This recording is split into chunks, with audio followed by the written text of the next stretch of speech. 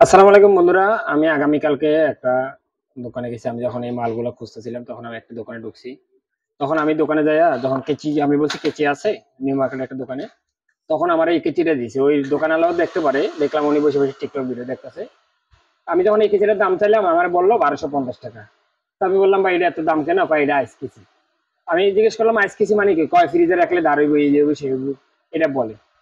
তো পরে আমি চিন্তা করলাম কি লোহা কি সত্যি ফ্রিজে রাখার পরে গইলে আবার শক্ত হয়ে যাবো গা?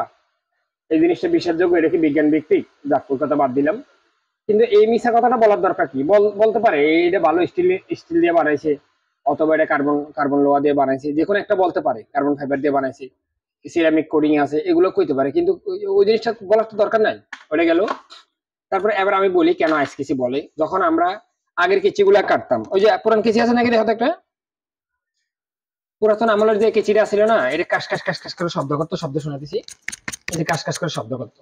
তখন এটা শব্দ যখন হইতো না তখন আমরা তো শব্দ কইতো, তাহলে টাস টাস টাস টাস উঠ করে এটা একটু কমফোর্ট আছে যে এখানে রাবার আছে দেখে, নাহলে আর বেশি শব্দ এটা করতো।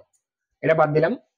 এবার এটার কারণে আইস কেসি বলে আমি বলি। এখানে যে একটু রাবার আছে না, এই যে এখানে একটু রাবার থাকে, একটু ফোম থাকে, অথবা একটা ছোট নাট লাগানো থাকে, অথবা প্লাস্টিক থাকে, এরকম কিছু একটা থাকে।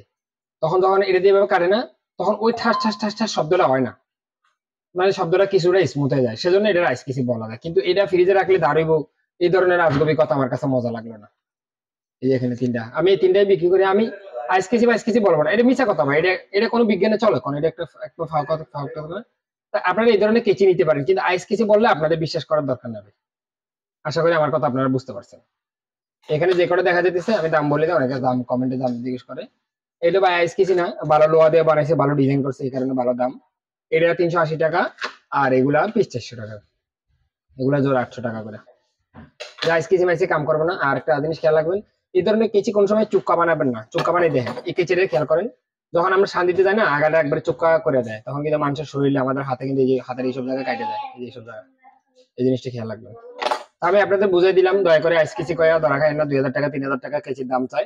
আমার কাছে এই জিনিসটা অবাক লাগলো যে এটার দাম 1250 টাকা কেমনে চাইলো। তখন আমি ব্যাপারটা বুঝতে পারছি। এর আগে আমি এই জিনিসটা অনুধাবন করতে পারিনি এতদিন ধরে। আশা করি এটা আপনাদের জন্য কাজে লাগবে।